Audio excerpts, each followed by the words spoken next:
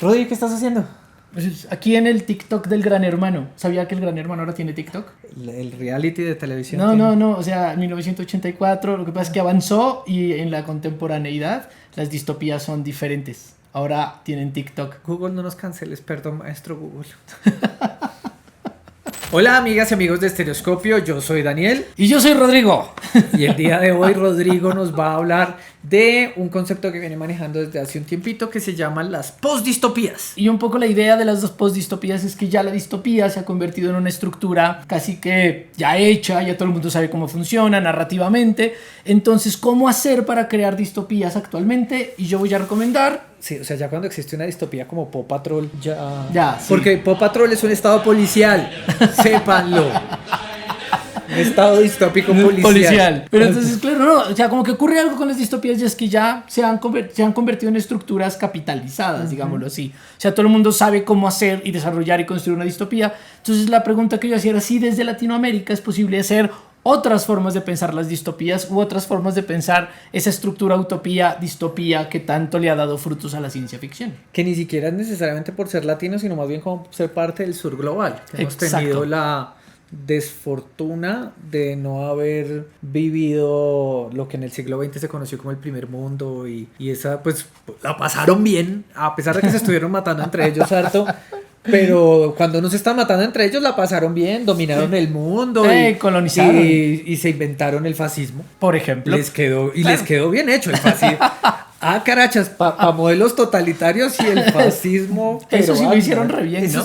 En cambio nosotros nunca hemos podido llegar a un verdadero fascismo acá. Lo han intentado, o sea, no ha sido por falta de ganas que no haya habido fascismo en Latinoamérica. Sino que funcionamos de otra manera. Y es ahí donde uno tiene que ver, por ejemplo, como en Latinoamérica, la diferencia entre los totalitarismos y las dictaduras son importantes. Porque es diferente un estado totalitario como el fascismo que unas dictaduras como las que se vivieron acá, por ejemplo. Entonces, yo creo que eso también da una serie de contextos históricos que permiten la creación de distopías que no siguen las normas clásicas, sino que empiezan a proponer algo nuevo. Y yo traigo acá 5 ejemplos. No son los únicos, pero 5 ejemplos que pueden hablar de esa dicotomía, utopía, distopía en América Latina en el siglo XXI. De esa extracción del mundo distópico. Exactamente. Entonces lo postdistópico comienza con qué libro, caballero. Entonces, la primera, quiero hablar de Pulpa, de la autora argentina Flor Canosa. Flor Canosa hace algo muy interesante y es que retoma la estructura de la distopía clásica en donde si el Estado te conoce y te castiga, pero te castiga torturándote, por ejemplo, y el gran problema que tiene, el asunto de esta distopía... O sea, es un problema para el policía. No para el policía es que la protagonista descubre que es masoquista y que entra en una especie de dicotomía sadismo y masoquismo y que hace a alguien masoquista en una estructura totalitarista totalmente sádica. Pues disfrutar. Entonces hay una reflexión constante sobre qué significa el totalitarismo, qué significa... Bueno, con decirles que el libro empieza con una frasecita de Michel Foucault, ¿sí? O sea, sobre el poder. O sea, ya eso está hablando mucho de lo que significa el libro. Es una gran novela. Creo que es la primera novela que escribe la gran autora Flor Canosa, que les recomiendo un montón. La segunda lengua materna, Los accidentes geográficos y Pulpa, en donde juega un poquito a eso. Chévere, porque el individuo contra un sistema distópico, sí, pero... Con el giro. Con el giro.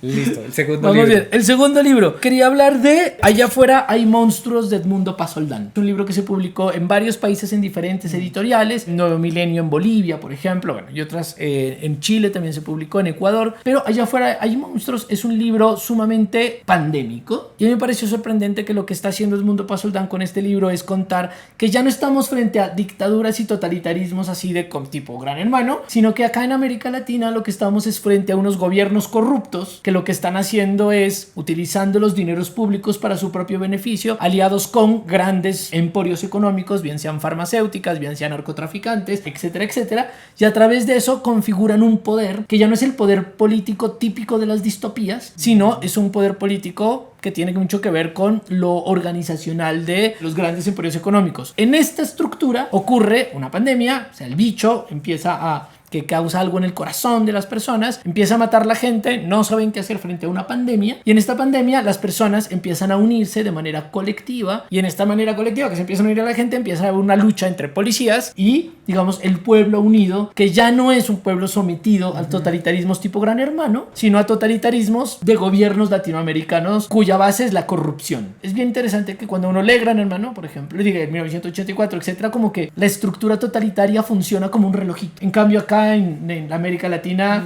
no, pues no se puede. No hay relojito posible, es como... Sí, por más de que lo intenten y que, pues, que siempre hay también la parte del poder suave que es tan importante en Latinoamérica. Pues a pesar de que uno escucha las formas de propaganda que se estilaban por los gobiernos totalitarios europeos del siglo XX y parte del siglo XIX, sí, acá nunca hemos podido tener como ese tipo de estructura y me encanta porque en los libros del mundo eso siempre está presente. Sí. Siempre hay algo que está a la mitad del discurso. Está la cosa que se dice, pero está esa otra cosa que fluye a la mitad y que es muy de la vivencia humana nuestra. Sí. Sí.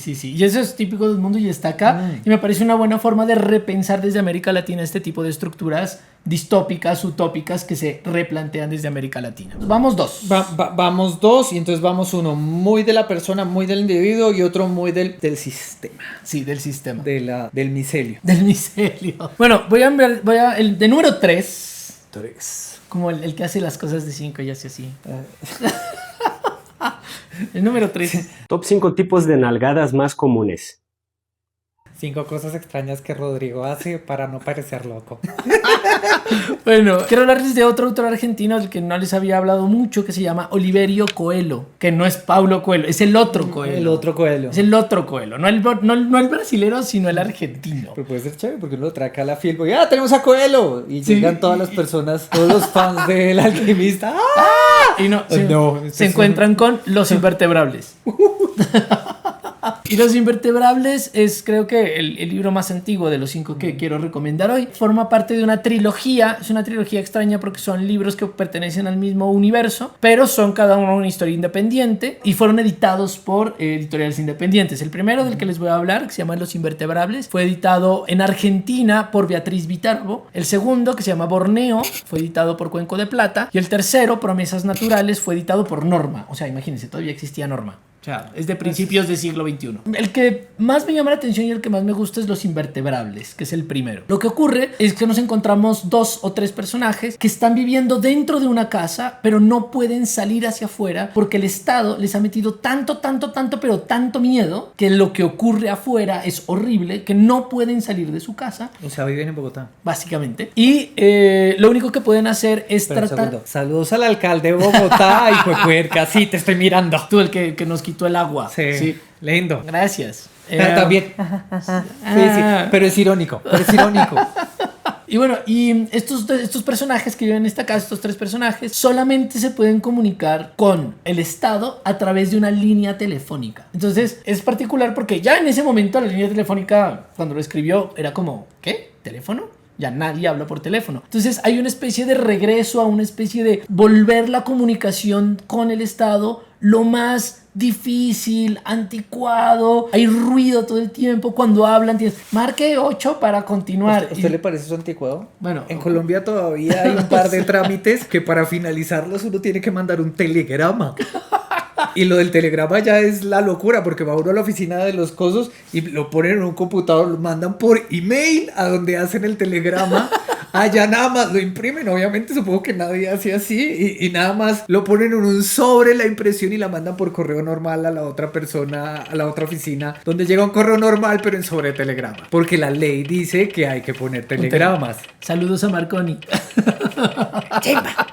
Me encanta vivir en Bogotá. Marconi, todavía te extrañamos. Pero entonces, bueno, el asunto es, en este mundo en donde no pueden salir, estos personajes están todo el tiempo encerrados en una casa, comunicarse con el Estado es la cosa más horrible del mundo, pero lo único que les llega de parte del Estado es confusión, es decir, tienes que llamar a una línea, marca 8, marca 3, marca 5, nunca se comunican, etc. Pero por otro lado, el Estado no es un Estado existente como un Estado de control, como el Gran Hermano, etcétera, etcétera, sino que el Estado es el miedo de qué es lo que pasa afuera, y ellos les dan un dinero que ahorran y lo único que quieren hacer estos 3 personajes encerrados es hacer el único beneficio que les da el Estado a sus ciudadanos, que es darles una mujer. Entonces ellos llaman al Estado para ver si pueden acceder al servicio estatal de que una mujer vaya a su casa. Ok.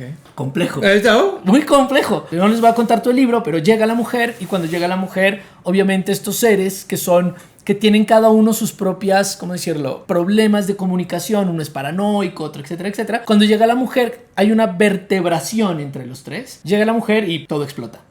Porque no encuentran un equilibrio que habían mantenido bastante frágil entre estas 3 personas. Y obviamente la mujer explota todo porque empieza a llegar desde afuera, empieza a colarse, digámoslo así, dentro de su casa. Otra narrativa que no es la narrativa estatal. Se nota que Oliverio Coelho, cuando lo escribió, estaba leyendo a Agamben, porque es puro Homo Sacer de Agamben hecho libro, hermano. O sea, es así, Homo Sacer hecho novela. Cuando lo leí fue uno de los libros más interesantes que leí, al menos en 2-3 años de ese momento de mi vida cuando lo empecé a leer. Es buenísimo. Es buenísimo, y solo toca leer a Giorgio Agamben para poder... No es tan complejo. O sea, súper sencillo, súper lindo el libro, solo toca leer a Agamben. Homo Sacer 3. Pero mira que como lo cuenta un poquito, como esa idea de no poder salir, me recuerda a muchos momentos distópicos que ha habido en Centroamérica, a Guatemala, a El Salvador y Honduras en varios momentos, bueno, y la parte sur de México, en varios momentos de los pasados 30 años han quedado encerrados. Bueno, mentiras, el norte de México también ha sufrido esto. Nosotros lo sufrimos a finales del 20, y es que en algún momento, en algún momento no se podía salir de la casa. Hubo momentos así, y que estábamos aislados del mundo, y era una cuestión semi-institucional, porque los grupos al margen de la ley llegan en algunos momentos de nuestras historias nacionales a tener tanto poder que son digamos que tienen una especie de estado propio en la calle. Y entonces, sí, el año pasado en México hubo varios momentos donde no se podía salir de la casa porque pues se habían tomado la ciudad entera las fuerzas. Y ese tipo de encerronas, o cuando la Mara Salvatrucha no dejaba salir a nadie en El Salvador, les tocaba quedarse encerrados en la casa, o cuando acá mismo los grupos tanto de derecha como de izquierda en algún momento decían no, paro armado, y se queda todo el mundo encerrado, y sí, claro, y se queda uno encerrado y ya está. Y ese tipo de realidades, ese tipo de totalitarismos blandos no, o sea, blandos me refiero a que no tienen un soporte institucional, pero que igual existen, pero que funcionan institucionalmente. Claro, sí, igual, o sea, no hay forma, o sea, un paraestado es un estado igual. Sí. Así uno no quiera, cuando alguien se toma el poder en la ciudad de uno, toca hacerle caso, o sea, no es que uno pueda, y la impunidad va a seguir estando ahí, entonces pues más me vale hacer caso. Claro, y el asunto tiene que ver con que este libro yo creo que representa mucho, y va hablando de los distopías, etcétera, en América Latina, como, insisto, no hay un personaje, no hay un sujeto estatal claro, sino que lo único que hay de comunicación con el Estado es ruido, es puro ruido. Entonces todo está a través de rumores, a través de ideas, de suposiciones, y yo creo que eso es una forma interesante en la cual se puede como reevaluar ciertos elementos distópicos, y tiene que ver con que no hay una comunicación con el Estado. El Estado no te dice no hagas tal cosa, el Estado nunca le dice en Los Invertebrados no salgas de la casa, pero te llena de rumores para que no salgas. Qué fuerte.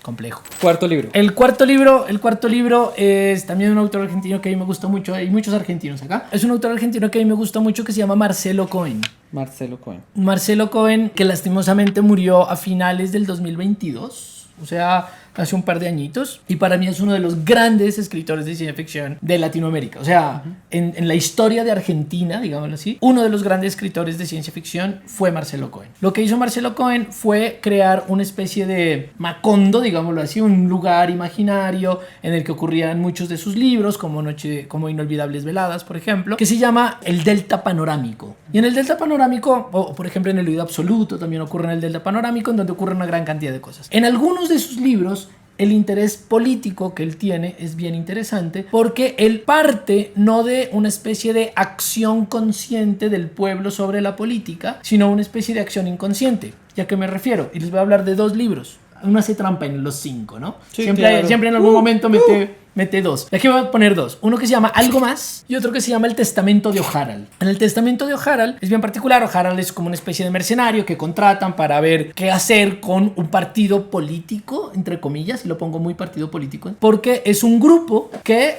lo que está haciendo es una serie de atentados, pero además de no solamente atentados con bombas, por ejemplo, por todo Buenos Aires, no una especie de Buenos Aires del Delta Panorámico, sino también algunas veces cuando el presidente o los ministros se están presentando, hacen cosas, les ponen música a todo volumen, etcétera, etcétera, pero nadie los logra atrapar porque no son en realidad un grupo político que quiera el poder, no es un grupo político que ansíe o que quiera hacer las cosas porque están en contra de unos o a favor de otros, etcétera, sino simplemente porque quieren insertar el caos como un medio político para poder quebrar el sistema. Es decir, no confían en el sistema político, no confían en la democracia, etcétera, etcétera. Entonces lo que hacen es insertar el caos. Y el caos como caos. Entonces dicen como, es que ellos quieren aliarse con alguien. No, no les interesa. Solamente tipo como el Joker de Batman 2. Okay. Pero este libro es ya hace un montón de tiempo. O sea, es mucho anterior del Joker de Batman 2. Quieren insertar el caos dentro de la política y entonces aparece el anarquismo, pero no el anarquismo dentro de cierta manera como propuesta política e ideológica, sino simple y llanamente como caos. ¿Qué hago si inserto el caos en una estructura que es bastante débil, que es bastante frágil y que es fácilmente intervenible por el caos? Y entonces, ¿qué hacen los políticos? Los políticos se quedan sin saber qué hacer. Entonces este personaje que se llama Harald, que lo meten un poco a ver qué demonios puede hacer con este grupo anarquista, pero que no es político ni ideológico y que lo único que están buscando es caotizar una democracia o unas formas de la política que tienden al caos. A mí esta idea me parece increíble porque las utopías clásicas siempre tienen unas marcas políticas ideológicas muy fuertes y esta política ideológica que ni siquiera es anarquista, ideológicamente hablando, sino de explotar las cosas desde el caos. Y otro libro que quería hablar, que es algo más, es una marcha constante. Dos personas están hablando todo el tiempo que están marchando en contra de algo, pero no saben en contra de qué. Y finalmente, lo que yo quería hablar ya no de distopías, sino de utopías, y quería nombrar a Tierra contra Futuro de nuestro amigo y querido Luis Carlos Barragán. Lucho, te queremos. Hay que ser sí. Que es una utopía. O está pensado como una utopía. Tiene que ver con la llegada de los extraterrestres a las selvas colombianas y cómo todo el saber que ellos tienen, porque ellos tienen un saber, están ofreciendo de ciertas maneras una ciencia que no tenían los humanos, etcétera, etcétera, tienen que atravesar todas las capas burocráticas y políticas que existen en Colombia para poder hacer que ese conocimiento llegue absolutamente a todos, que es la idea de los marcianos o de los extraterrestres, que es... Son marcianos. Sí, no son marcianos, perdón, sí, sonó de 1970. Sobre todo porque hay portales, o sea, ni siquiera hay que viajar en cohete. No. Uno viaja en cohete si uno quiere, pero si si no, hay un portal y el portal está en la mitad de la Orinoquía. Exacto. Es un libro que de verdad es muy destacable, sobre todo por su página 120. La recomiendo, es muy importante que la lean. O sea que si en este momento ustedes se están preguntando, ¿pero qué quiere decir con la página 120? Cómprenlo, se consiguen todas las librerías de Latinoamérica y busquen la página 120 del libro. A ver qué pasa, ¿qué sucede? En la página 120 de Tierra contra Futuro. Aparece él. Se los resuelve. Pero es muy bonito eso, porque lo que está haciendo es como también ubicar la utopía, digámoslo así, o estas estructuras utópicas distópicas, que digamos son las dos caras de la misma moneda, dentro de, vuelve y juega las burocracias colombianas, entonces tienen que pasar por la ONU y el ministerio y el partido político y hacen un referendo y el referendo les funciona y no les funciona, o sea, hay votaciones, todo ese montón de cosas que normalmente en una película hollywoodense es como, hola, les traigo conocimientos y todos son como, oh, nos trajiste conocimiento, nos viniste a matar. No, acá tienen que pasar por el ministerio, hacerlo sellar de un papelito, hacer que el secretario del secretario nombre algo. En algún momento hay como unas 20 hojas que el libro es sobre gentrificación. Sí. Entonces discute el problema. Pues no lo discute como teóricamente, pero los personajes ven cómo se gentrifica la Orinoquía colombiana. Sí. Es espectacular. Y como por ejemplo en otra parte hacen la facultad de estudios extraterrestres. Entonces, ¿quién es el decano? ¿A quién ponen? Pero todo tiene que ver con tomar todo ese montón de cosas utópicas y plantearlas acá. Gentrificación, universidad, burocracia. Esa es una de las muchas capas que tiene el libro, pero es bien interesante también ubicar esa idea de la utopía dentro de las dinámicas políticas y burocráticas latinoamericanas. Que además en Tierra contra Futuro es como una realidad que empieza a existir de una manera muy accidental. O sea, no es que haya habido un proyecto político, un proyecto científico, no, literalmente. Cayó ahí. Sí, es como ¡pum! O sea, como si el destino hubiera dicho, entonces ahora Colombia es el centro del mundo. Y ya. ¡Tarán! Y se vuelve como... Es muy divertido además. Sí, porque no tiene sentido. Y entonces es muy bonito como los otros pueblos que habitan esas regiones se dan cuenta que eso no tiene sentido, pero el resto de gente le importa 5 que no tenga sentido. Entonces es muy chévere cómo desestratifica los órdenes y los reorganiza en una copia de un estado colonial. Sí. O sea, es la repetición de la administración del poder. Como si los seres humanos no pudiéramos escaparnos de esa idea de administración del poder. Como si fuera imposible. Es como si alguien dijera, voy a poner un país comunista, y luego el país sigue siendo lo mismo que los otros, pero se dice comunista. Sí. Luego nunca sucedió.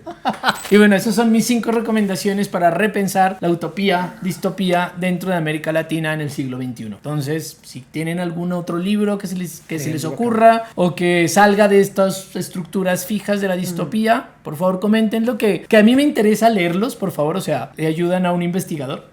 Y bueno, ¿qué les parecen estas recomendaciones también? Y si les gustó este video, no se les olvide darle like, tocar la campanita, seguirnos, y no se les olvide seguirnos también en Spotify para que cuando vayan en el bus, así, venga, los pongo. Vuelvo a escuchar el capítulo, pero esta vez en Spotify. Dos veces. También estamos subiendo ya bastantes clips al TikTok, entonces síganos en TikTok y síganos en nuestro querido... O déjenlo en repetición toda la noche mientras se van a dormir con el volumen en cero y listo.